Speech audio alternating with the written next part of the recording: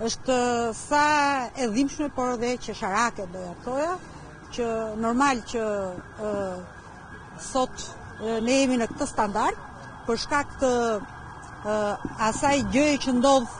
edhe sot në këtë gjykat, apo jo, edhe në sistemin ton të drejtësisë, siç e tha edhe pak më përpara avokati, apo siç na u prezantua dhe nga prokurorët, që pas kanë ardhur vazhdon hetimi, pra në qoftë se dosja hetimore duhet ishte mbyllur në 27 korrik, prokuroria vazhdon, heton, thërret dëshmitar, merr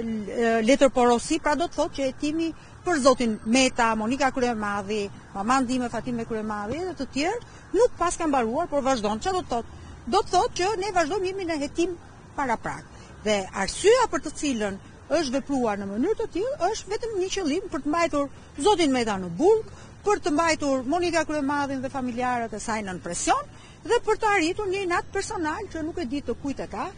Sigurisht që nuk është gjë tjetër veç se ata që duan ta bëjnë janë ushtar të bindur të jurikimit, edhe pse sot është në largim e sipër. Megjithatë, një gjë të mirë kishte sot seanca, sepse sot ne kemi personat apo kompanitë që kanë paguar faturat në emër të të quajturës LSI, gjë që në këtë moment për shkak të shumë gjërave, ajo që nxjerr në pa, nxjerr edhe grushtin e shtetit që mund të quajmë, ose puçin që mund të shbër qoftë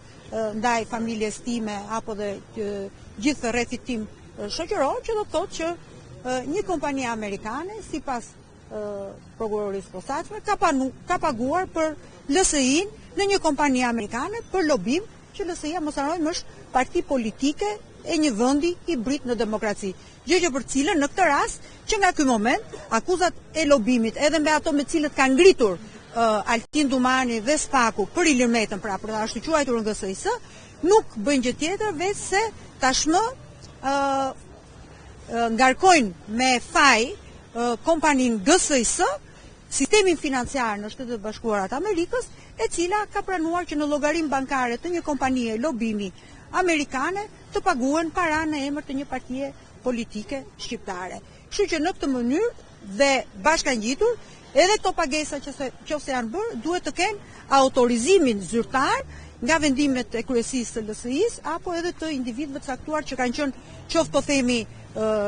firmosës i kontratës, apo unë që kam qenë sekretare organizative, apo nga sekretari i përgjithshëm i asaj kohe, gjë që nuk ka. Pra në këtë mënyrë tashmë do filloj do zbardhet edhe skema e famshme e gjyqtisë shtrigave të iniciuar nga Jurikim, e cila